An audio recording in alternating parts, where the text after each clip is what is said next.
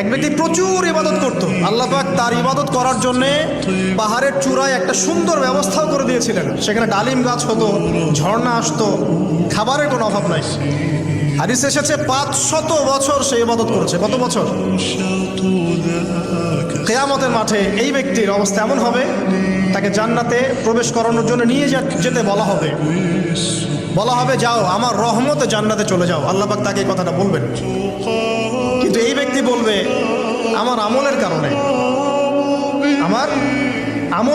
আল্লাহ পাক বলবেন আমার রহমতে জান্নাতে চলে যাও।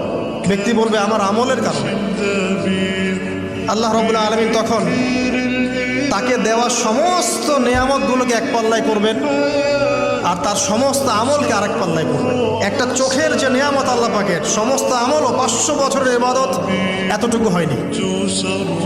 তারপর তাকে বলা হবে ওকে জাহান্নামে নিয়ে যাও।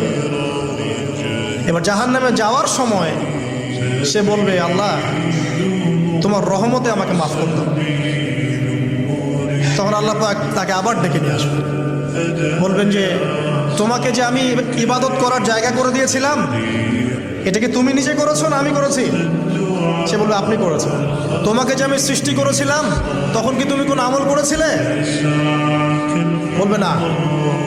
তাহলে তোমাকে যে সৃষ্টি করেছি আমি, এটা কি তোমার আমলের কারণে? না। তোমাকে সারা দুনিয়াতে এত নিয়ামত দিয়েছি, এটা কি তোমার আমলের কারণে?